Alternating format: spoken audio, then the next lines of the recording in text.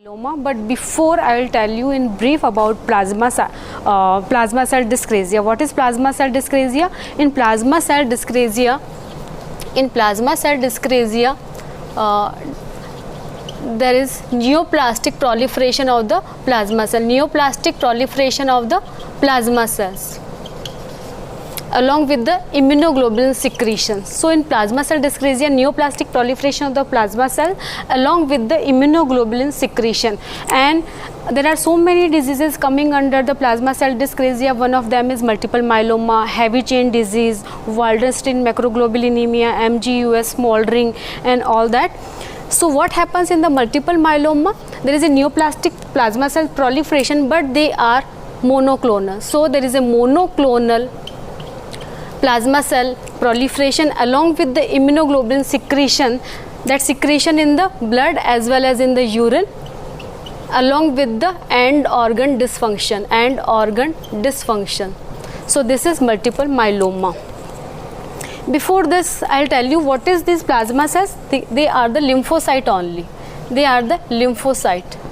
So the lymphocyte are two type, B as well as T lymphocyte. They are the B lymphocyte, and in the lymph node at the postgerminal center, these B cells are going to convert into the plasma cell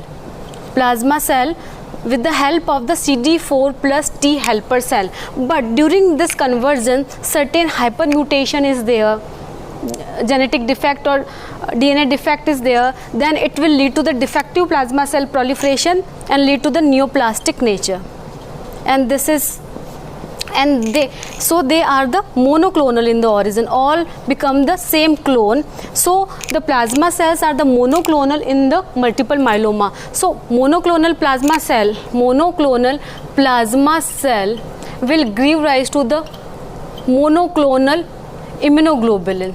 So have a look over the structure of the immunoglobulin. Immunoglobulin have heavy chain as well as light chain, and depending on the heavy chain, they are of either IgG type, IgA type, D type, E type, and M type. And this is light chain. And light chain is made up of kappa or lambda. As I told you here, the monoclonal immunoglobulin production. So either one type, G, A, D or E, any one type of immunoglobulin is there along with the respective light chain. One of them, either kappa or lambda chain over proliferation. The normal ratio of the kappa to lambda is 0.26 to 1.65, and to be called it as a malignant multiple myeloma should be 100 times more production of the single light chain. Either kappa is going to produce 100 times more than the lambda. So this M means in multiple myeloma we are using the word monoclonal, M protein, M spike or paraproteinemia. That M means monoclonal. That means one type of the immunoglobulin is going to produce. So this is the structure of the immunoglobulin. Now what is etiology? What is etiology of the multiple myeloma? In the etiology, there are some radiation exposure, and here I told you some genetic mutation is there during the conversion, and some radiation and the benzene exposure, heavy metal poisoning. So these are the hyperdiploidy, and many factors are there. Now coming to the pathogenesis, and pathogenesis play a very important role in the multiple myeloma. Multiple myeloma cells interact with the extracellular matrix protein, or we can say the stromal cell. So there is a very complex interplay and dynamic interplay with the multiple myeloma cells with the extracellular matrix protein via these interaction of these multiple myeloma cells with the stromal cells via these certain adhesions molecules, and the adhesions molecules are the VLA4, VLA5, CD44, CD56 and syndican1. These are the adhesions molecules are there, and when the adhesions has been there, then it will lead to the production of the certain growth factors, tumor necrosis factor, and specific tumor necrosis factor is NK, nuclear factor kappa beta, vascular endothelial growth factor overproductions. So these are there, and this will ultimately lead to the overproduction or proliferation of these myeloma cells and inhibition of the apoptosis. Inhibition of the apoptosis is via specifically the role of interleukin 6 and interleukin 1.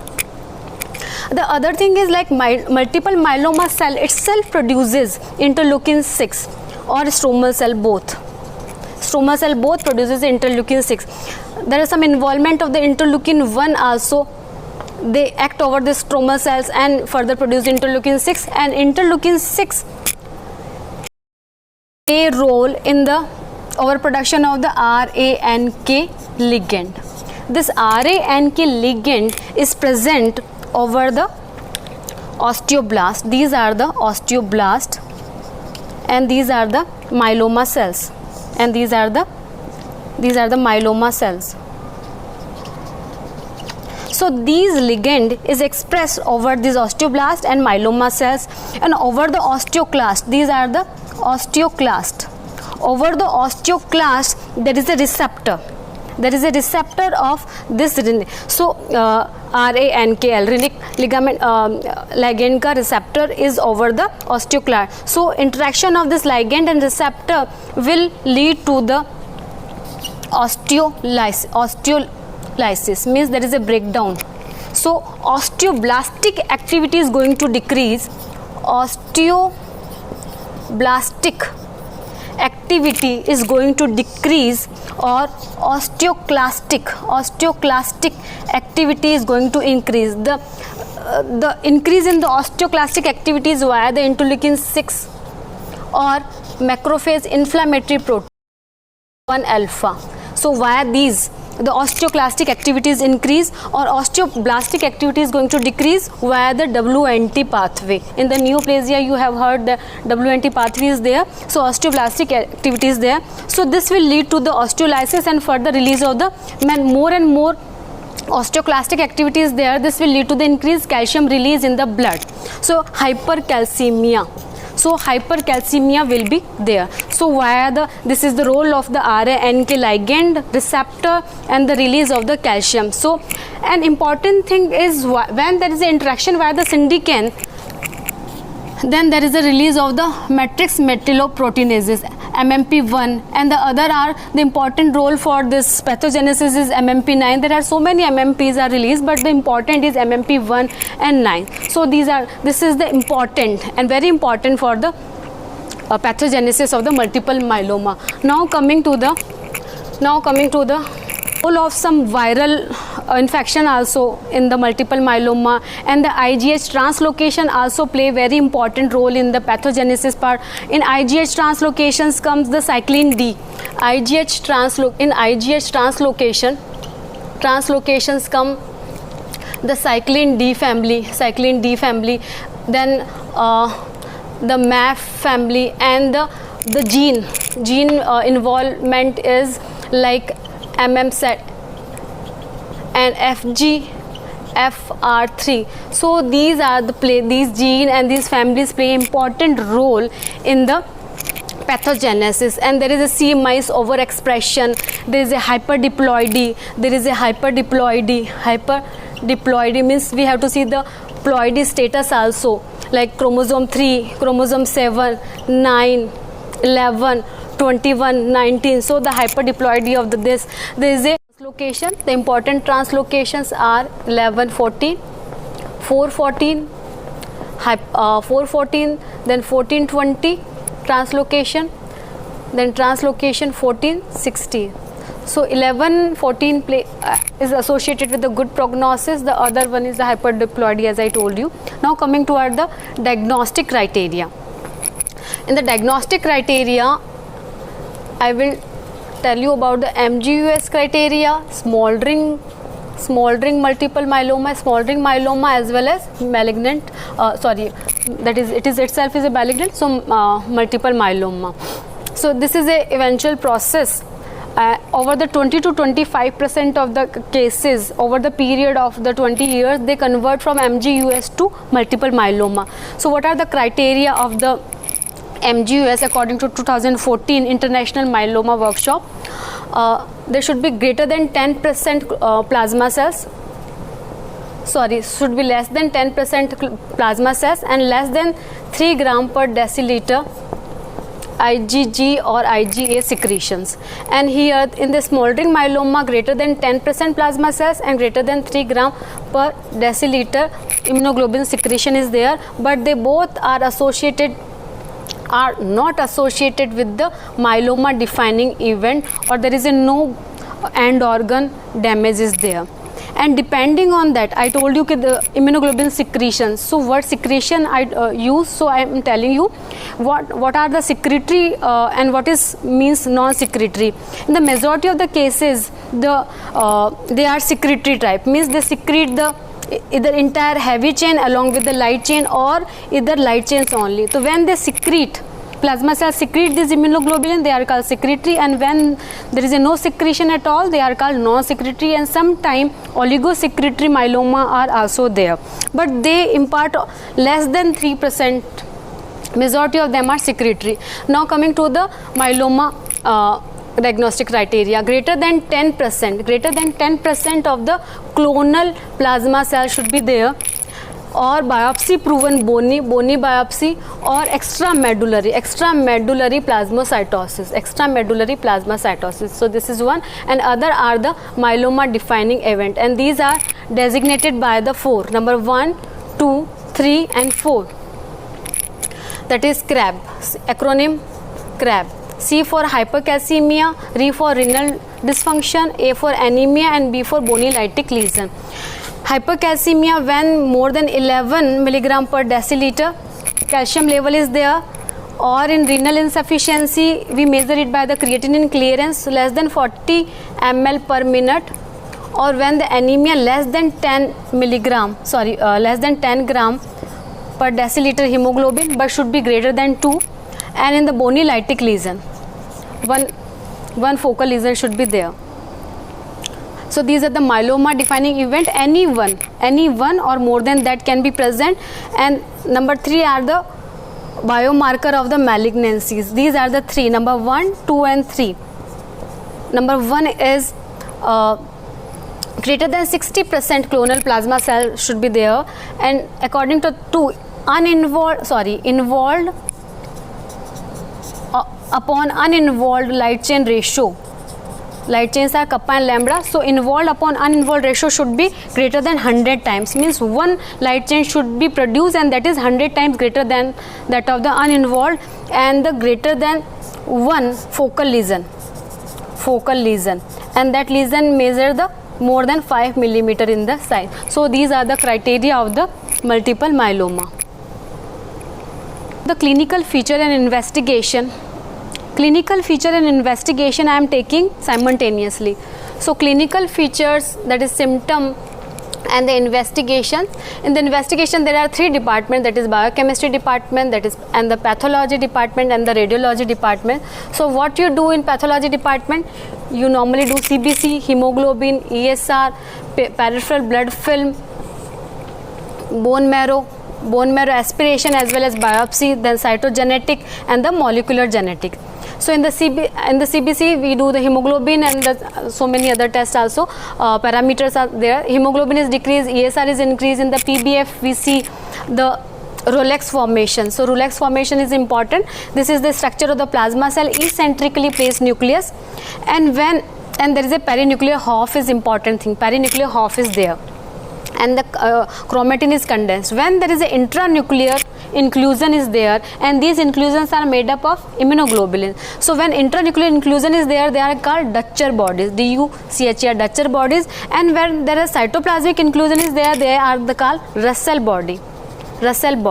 So they are the inclusions and nothing but they are the immunoglobulin, and the cell is called Mott cell. So these are the inclusion, Dutcher and Russell, and the other cell named called flame cell. So frayed edges are there. And when we see the PBF, there is a basophilic hue because of the increase in the gamma globulin. So now coming to the bone marrow aspiration. In the bone marrow aspiration, we count the percentage of the plasma cell or plasma blast. When the plasma blasts are more than 2% or greater than 2000 per microliter, it is called plasmablastic type of the plasmablastic type of the multiple myeloma. And the cytogenetic, I told you that certain translocation. In the molecular genetic expression of the translocation gene, and the depending on the cyclin din they are of the 3 types. So these are all the pathological investigation, and because of these the patient presentation is because of the hemoglobin decrease, and the presentation is the patient will be anemic, and decrease in the hemoglobin, because of that patient will present with the weakness, fatigue, and these are the there. And the other comes the biochemical investigation. The biochemistry, there is I told you in the pathogenesis, I told you hypercalcemia is there. So this hypercalcemia will impact on the kidney, that will lead to the nephrocalcinosis or damage of the kidney, and there is a renal failure. Other thing is in biochemistry department only we measure the M spike, M protein. M protein is a monoclonal protein, and we measure this via the electrophoresis. Electrophoresis normal pattern is first is albumin, then gamma globulin, and alpha to beta and gamma globulin. But when there is a multiple myeloma, the M spike is there. M spike means gamma globulin at this region, there is a overproduction, but via the simple electrophoresis we just know कि yes there is a M protein spike is there, but we cannot qualitatively know कि which type of immunoglobulin is going to overproduce. For that we do the immunofixation,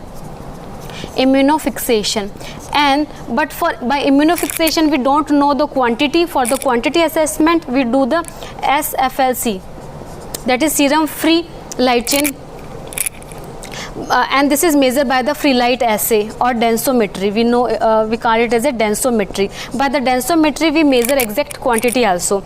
And the urine electrophoresis we also do. Normal urine dipstick cannot identify the gamma globulin. By the urine dipstick we only measure the albumin. So urine electrophoresis also play important role.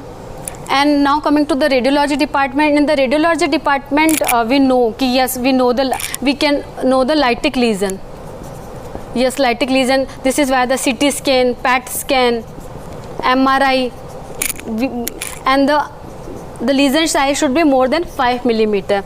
And when there is a compression of this vertebrae, so spinal cord compression is there, and because of this the patient can present with the radiculopathy.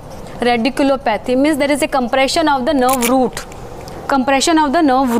and because of that the sometime bowel and bladder habit loss of this function also. So these are about the investigation as well as clinical feature: anemia, weakness, weight loss, and these are the presentation of the lytic lesion, and by this the hypercalcemia. The other thing is all the symptom are because of the M protein or M spike. M protein in the blood is there, that will lead to the hyperviscosity is there, and this will affect the CNS, your eyes, your brain, and that's why the patient will present with the dizziness. Now M protein, because of that, will present with the infection, because these immunoglobulins are nothing but antibodies, and these are the defective antibodies, so they cannot mount the antigen. So there will be infection, and specifically of the bacterial infection, not viral infection, because there is a B cells are going to involve, not T cell. Now other thing is amyloidosis. This amyloidosis is of primary type, because if secondary amyloidosis is there, that means inflammation is there, and it is not inflammatory, so there is a primary amyloidosis, and sometimes patient will present with the carpal tunnel syndrome when this amyloidosis is around the median nerves, and sometimes patient present with the bleeding, because these M proteins are stick around the platelet or sometimes around the coagulation factor, so platelet function is not proper, and patient will present with the bleeding. Myeloma kidney, when these myeloma cell infiltrate in the kidney, and this amyloidosis involve the kidney, then patient will present with the kidney failure.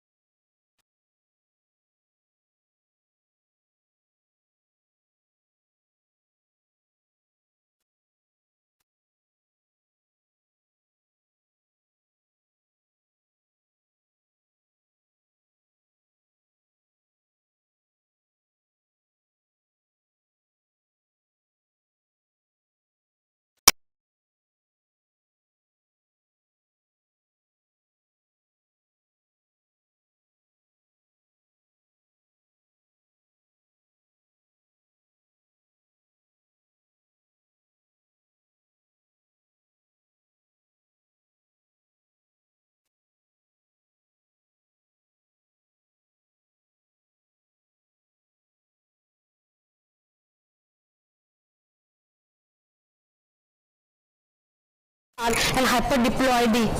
Diploidy is there, then they are associated with the bad prognosis.